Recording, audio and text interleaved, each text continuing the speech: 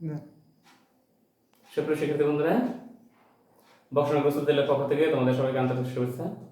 আজ আমরা 9.1 অনুশীলনীর ত্রিকোণমিতি অঙ্ক করব।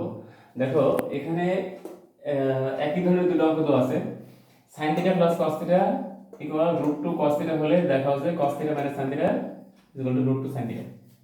এবং একই রকম আরেকটা অঙ্ক আছে sin θ plus cos θ equal to √2 sin θ। এখানে ছিল cos θ, এখানে হলো sin θ, হলে দেখা হচ্ছে sin θ minus cos θ equal to √2 cos θ। আবার এই গোটাকে অনেক সময় পরীক্ষায় উল্টা করে আসে, ধর এটা দেওয়া থাকলো এটা পূরণ করো, বা এটা দেওয়া থাকলো এটা পূরণ করো, তো অঙ্কটা দুইভাবেই করতে হয় আমাদের। তো আচ্ছা আমরা দেখি, আমরা প্রথম অঙ্কটা করে দেখি। আচ্ছা প্রথম অঙ্কটা কি আছে?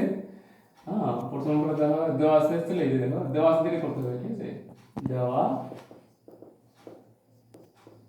আছে, কি দেওয়া আছে? sin θ plus cos θ equal to হচ্ছে √2 cos θ। এখানে √2 cos θ আছে, এই জন্য এই পিছে cos θ কে পিছে নিয়ে যেতে হবে। তাহলে এখানে থাকলে কত? sin θ ইকুয়াল টু হচ্ছে √2 cos θ মাইনাস cos θ। ঠিক আছে, এই যে cos θ ছিল প্লাসের, আমরা পিছে নিয়ে গেলাম মাইনাস হয়ে গেল। তাহলে এখন এখানে যদি আমরা sin θ লিখি, এখানে cos θ আছে, তাহলে cos θ কমন নেই, cos θ কমন এখান থেকে √2 আর এখান থেকে 1, মানে হচ্ছে √2 এখান থেকে -1 আর এই cos θ। এই cos θ কে সবসময় ডান পাশে কমন নিতে, এটা বাম পাশে কমন নেওয়া যায় না ডিজেন্টের মতো। এবার দেখো এখানে √2 -1 আছে, আমরা এখানে √2 + 1 থাকবে, তাহলে s - b কে সূত্র করব a + b - b। এখানে আমরা এখানে একটা √2 + 1 গুণ করব, আর এখানে একটা √2 + 1 গুণ করব, তার মানে হচ্ছে √2 + 1 যদি আমরা এখানে গুণ করি কি করব? এই যে √2 + 1 আর হচ্ছে √2 - 1 আর এই cos θ। আশা করি বুঝতে পারছো, আমরা এখানে যে উভয় পক্ষে আমরা √2 + 1 গুণ করে দিয়েছি। এখানে আমাদের কিছু করতে হবে না, √2 + 1 থাকলো, এই যে sin θ থাকলো, ঠিক আছে? আর এই √2 + 1 √2 - 1, তার মানে হচ্ছে a + b - b সূত্র হবে a² - 1²। ঠিক আছে, এটা সেকেন্ড ব্র্যাকেট দিয়ে রাখো, এই এর থাকে হলো cos θ। তারপর দেখো এই যে এটা আরেকবার থাক, কিছু করার দরকার নাই। sin θ ইকুয়াল টু, দেখো এই √2 এর স্কয়ার দিলে 2 থাকে, 2 - 1 আর হচ্ছে হলো cos θ। আমরা এবারে গুণ করে যাই, এই √2 কে sin θ গুণ করে থাকে হলো √2 sin θ, আর এই +1 দিয়ে sin θ গুণ করে থাকে শুধু sin θ। তাহলে 2 - 1 = 1, তো 1 তো লেখার কোনো প্রয়োজন হয় না, লেখা হচ্ছে হলো cos θ। ঠিক আছে, এবারে এই sin θ কে আমরা বসে নিয়ে যাই, তাহলে কি দাঁড়ালো? √2 sin θ ইকুয়াল টু হচ্ছে হলো cos θ, এই যে এই প্লাস sin θ একে পিছনে দিলাম, মানে মাইনাস sin θ হলো। ঠিক আছে, এখন এই পুরো সাইড একে পিছনে আসি আর এটা পিছনে যাই, তাহলে তো চিহ্নকরণ প্রয়োজন হয় না। আমরা জানি সম্পূর্ণ সাইড যদি চেঞ্জ করা তাহলে চিহ্নকরণ প্রয়োজন হয়, তাহলে থাকলো কত? cos θ minus sin θ equal to ছিল √2 sin θ। দেখো এটাই প্রমাণ করতে বলা হয়েছে যে cos θ minus sin θ equal to √2 sin θ, cos θ minus sin θ equal to √2 sin θ। আমরা এখানে প্রমাণ দিতে পারবো। ঠিক আছে, এক নম্বর অঙ্কটা আমরা এভাবে করতে পারবো। দুই নম্বর অঙ্কটা দেখো, দুই নম্বর অঙ্কটা এখানে cos এর জায়গায় আছে sin, তার মানে এখানে হচ্ছে sin θ, এখানে যে sin θ জায়গা, তাহলে এই sin θ প্লাস cos θ এর মধ্যে cos θ না নিয়ে আমরা তখন sin θ নিয়ে যাব। তারপর একেবারে ও একই রকম সূত্রে করে যাবে, আমরা করতে পারবো। আশা করি তোমরা করতে পারবে। তারপর আমি তোমাদের একটু দেখিয়ে দিই, যদি অঙ্কটা এরকম হয় এটা তোমরা তুলে নেবে, cos দিয়ে ভিডিওটা cos দিয়ে তোমরা ঠিক নিয়ে দাও, তাহলে এখানে বাম পাশে থাকলো শুধুমাত্র cos θ। cos θ ইকুয়াল টু হলো √2 sin θ মাইনাস sin θ। ঠিক আছে, এখন এখানে cos θ থাকলো, cos θ ইকুয়াল টু এখানে sin θ কমন করলে এখান থেকে হলো √2 আর এখান থেকে -1, এই ছিল sin θ। ঠিক আছে, এখন এই যে আমরা এখানে আর হচ্ছে এখানে √2 + 1 গুণ করব, হচ্ছে √2 + 1, এই হলো cos θ ইকুয়াল টু হচ্ছে √2 + 1 আর এখানে √2 - 1 ছিল, এই হলো sin θ।